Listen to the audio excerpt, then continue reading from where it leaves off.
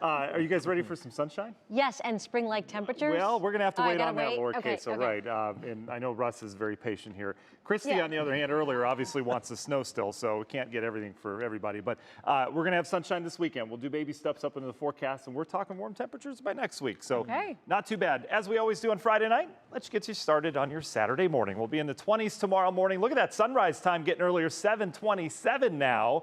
You've probably noticed it's been getting brighter a little sooner in terms of that sunrise time over the next 4 Saturdays. This is where we go. 7:27 tomorrow, 7:17 next week. And then notice that we're back into the 6 a.m. hour. That's great, I know, for all the parents with kiddos in the morning. You can finally see, it gets you started in the morning. And that's going to continue because we're gaining a little over 2 minutes of daylight per day. That will ramp up to about 2 minutes and 40 seconds by the end of the month. So it is really turning on here. And that will help to warm us up eventually. We're not that cold, though. This is barely below our average highs for this time of year, right near the freezing mark here as this Friday night. And the wind continues out of the north and west. This is a pretty chilly wind blowing all the way in from northern Canada. So it's got some potency to it, and it is kicking off a little bit of lake effect snow as expected out east. This will continue tonight. We'll probably wake up with lake effect clouds tomorrow morning, maybe some lingering flurries out east. Light accumulation at best. There are some more organized snow showers offshore right now. These will push in, to the Perry, Painesville area, out towards Geneva, eventually in to the Ashtabula, the Dorset area over the next couple hours. So there will be a little bit of snow out towards Ashtabula County, but nothing to write home about. Bigger picture, see that cold air spilling down towards the south, an elongated frontal boundary all the way down to the Gulf Coast at this point. High pressure is going to be in control of our forecast this weekend. That will bring us lots of sunshine starting tomorrow. Again, some late clouds to start, but this disturbance will be out of here. Eventually, all of us will have sunshine tomorrow and a beautiful weekend because all the action's not in Ohio. It's down towards the south. This little swirl you see here on water vapor is going to cause all sorts of problems in the southeast, not just with flooding, but with a potential snowstorm in the Appalachian Mountains. If you have travel plans down 77 through the Carolinas, that's where it gets rough as that cold air continues to spill in. And we'll be locked into cold tomorrow as we start to moderate things on Sunday. So here's how this system comes together. Look at the flow of moisture out of the Gulf. Heavy rain and flooding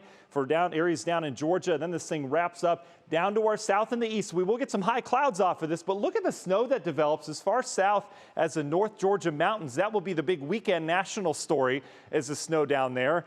More than we're having in February, right? Kind of backwards. But for here, we enjoy the quiet weather. There's your morning clouds brought to you by your National Design Mart hour-by-hour forecast. We're into the sunshine by noon, 2 o'clock, sunny skies. It will be chilly. We'll be in the 30s for your Saturday. And then the evening looks good as well. Temps back into the low 30s with some high clouds floating in. Sunday will be a little bit different in terms of we'll have high wispy clouds around mixed with that sunshine. And it will be warmer on Sunday. Temperatures on Sunday making their way well up into the 40s, maybe near 50 degrees. A beautiful Sunday afternoon. If you like the warmer temperatures, Sunday's going to be for you. Where do we go from there? Well, in terms of what's next with the forecast, we get this system out of here. Quiet weather expected all the way through Tuesday.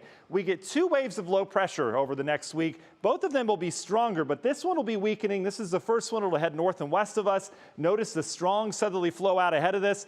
Couple showers with us as the system weakens. Not a big rain event on Tuesday. Notice how that kind of comes in and disperses. We stay with southerly flow out of the Gulf. That means we'll continue to warm things up. Meanwhile, a stronger area of low pressure looks to develop out towards the west. This is going to be the bigger story next week, and all the models agree on this developing. So a pretty good chance that we have a very strong area of low pressure around here next Thursday. Does this sound familiar? Because this is just what we went through in terms of strong southerly wind. We're on the warm side of this. Could we push 70 degrees again next Thursday? It's certainly possible. There'll be a snowstorm, maybe even blizzard conditions on the northwest side of this, but we stay rain and warmth. And then finally, we get the colder air in here on Friday.